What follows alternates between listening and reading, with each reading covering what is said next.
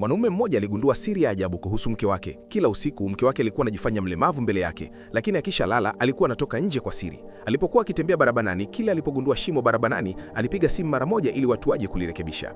Baadaye mwanaume aligundua ukweli. Mke wake alikuwa anafanya yote hayo kwa ajili yake, kwa sababu yeye mwenyewe alikuwa mlemavu, na mwanamke huyo alitaka kufanya barabara iwe salama ili siku moja mume wake apate ujasiri wa kutoka nje na kuishi maisha ya kawaida. Lakini licha ya juhudi zote hizo, mwanaume hakuweza kuwa na furaha, kwa sababu alikuwa na siri kubwa moyoni mwake. Alikuwa na mwaka mmoja tu wa kuishi. Siku ya kwanza kabisa ya ndoa yao, mke wake aligundua jambo la kutisha. Mwanaume huyo tayari alikuwa ameweka miadi ya euthanasia, kifo cha hiari hospitalini baada ya mwaka mmoja. Baadaye mwanaume alimwambia ukweli. Alikuwa amekubali kuoa tu ili kutimiza ombi la mwisho la bibi yake, na baada ya yeye kufa, mke wake angerithi dola milioni 50. Lakini mwanamke hakufurahia kusikia hilo. Hakujali pesa hata kidogo. Badala yake alisema kwa utulivu, "Sitaki pesa zako.